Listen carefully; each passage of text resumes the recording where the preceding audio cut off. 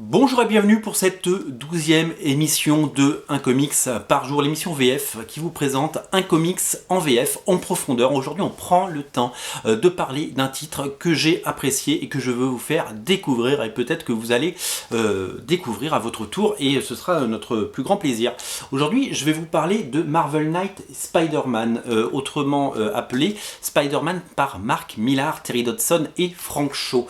Alors pourquoi je vous parle de ces titres? Alors là c'est la version Deluxe en anglais que j'ai. Pourquoi je vous en parle? Tout simplement parce que le bouquin il ressort en novembre dans la collection Icons. Donc il sera à redécouvrir dans la collection Icons dans les prochains jours.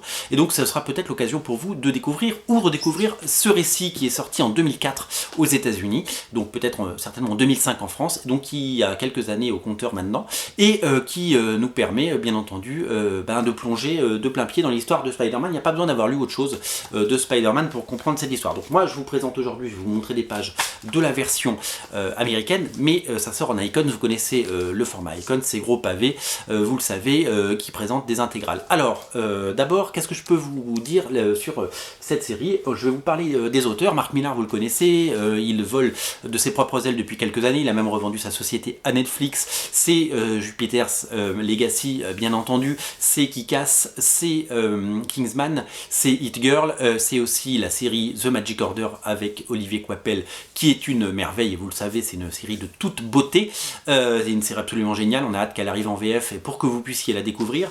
Il est associé à des dessinateurs absolument fabuleux, comme d'abord Terry Dodson. Terry Dodson, c'est un dessinateur qu'on aime, il a travaillé sur les X-Men, il a travaillé sur énormément de choses, il a même travaillé en France sur la série Songe, et sur une autre qui s'appelait Redskin de mémoire, il a été aidé parce que la série s'est faite sur un an et en 12 numéros, il n'a fait que 10 numéros sur les 12 et quand il a fallu faire appel à un dessinateur pour l'aider, on a fait appel à monsieur Frank Shaw, qui n'était pas encore la méga star qu'il est aujourd'hui, mais qui nous a quand même régalé de son talent et de ses crayons. Je vais essayer de vous montrer du Frank Shaw, ça c'est encore du Terry Dodson, et Frank Shaw il a fait 2 numéros, je vais essayer de vous trouver des pages. Bon, en tout cas c'est très très chouette graphiquement. Et il y a une vraie unité graphique parce que finalement, Terry Dodson et Frank Shaw, ils dessinent tous les deux très en rondeur, à une anatomie quasiment parfaite et des nanas absolument plantureuses et magnifiques, ce qui fait que Mary Jane est plus belle que jamais et que ça faisait très longtemps qu'elle n'avait pas été aussi charmante. Voilà.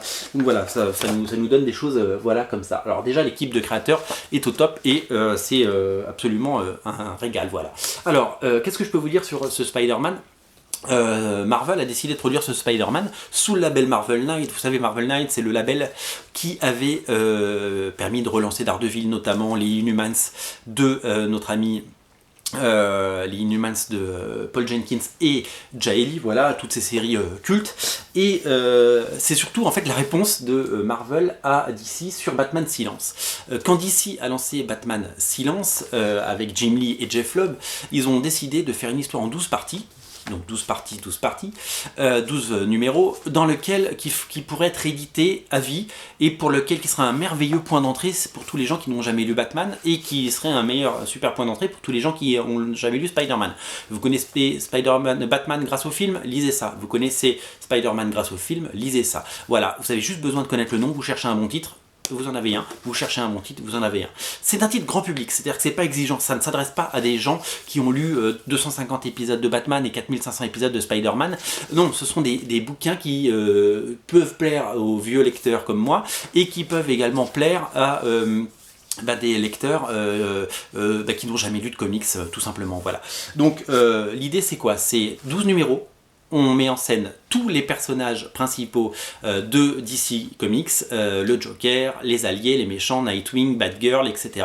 Et ils se réunissent tous dans un récit et ils apparaissent tous de façon épisodique. Là c'est la même chose. Nous avons droit à Spider-Man, bien entendu, les personnages secondaires comme Mary Jane et Tante May, le Goblin, toute la galerie de méchants, Venom, la Chatte Noire, nous avons droit à Electro, nous avons droit au Docteur Octopus et tout le monde. Ils viennent tous un par un se réunir revenir dans ces récits. Il y a évidemment les héros, il y a les Avengers comme Captain America, etc. qui viennent prêter main forte à Spider-Man, et ils viennent tous main dans la main pour nous, voilà. Ça c'est du Frank Shaw par exemple, voilà, c'est très chouette ce que faisait Frank Shaw sur les pages. Donc en fait, l'idée c'est de se dire, vous n'avez jamais lu de Spider-Man, vous allez découvrir tous les personnages principaux, secondaires, et ça va être une bonne histoire. L'histoire c'est quoi? C'est tout simplement, au début de l'histoire, Tante May est kidnappée. Et en fait, quelqu'un a découvert l'identité secrète de Spider-Man. On considère dans cette histoire que personne ne connaît l'identité secrète de Spider-Man, personne ne sait qu'il est Peter Parker.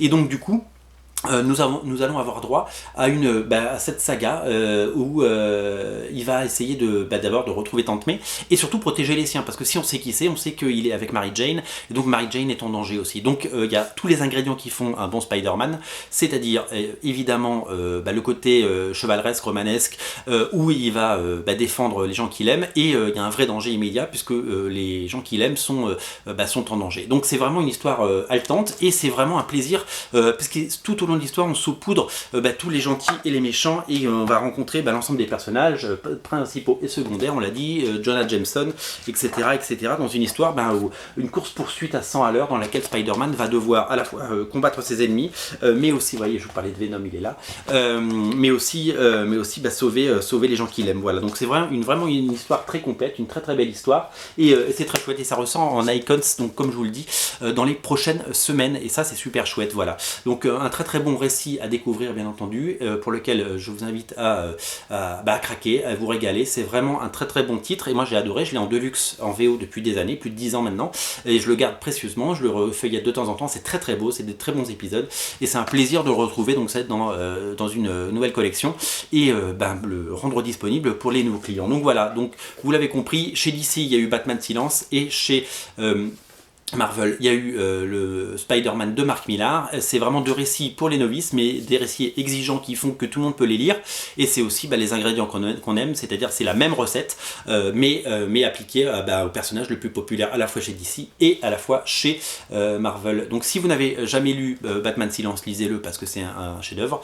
Et si vous n'avez jamais lu celui-là, lisez-le parce que vous allez vous régaler. Voilà, je vous mets le lien dans le descriptif de la vidéo, bien entendu. Je crois que je ne vais plus avoir de batterie, donc je vais m'arrêter là pour ne pas que ça coupe, parce que j'aime pas quand ça coupe directement. Voilà, la batterie commence à faiblir depuis presque 10 ans avec cet appareil photo, c'est fou. Voilà, Spider-Man par Mark Millar, Terry Dodson et Frank Shaw, disponible sur original comics.fr. lisez-le, vous allez voir, vous allez adorer. En plus la couverture de l'icon c'est plutôt pas mal, je vous invite à cliquer, comme ça vous verrez la couverture, elle est très très chouette. Voilà, je pense que j'ai tout dit sur ce comics. En tout cas, moi je vous le recommande vivement. Voilà, c'était le 12e numéro de Un Comics par jour. Salut!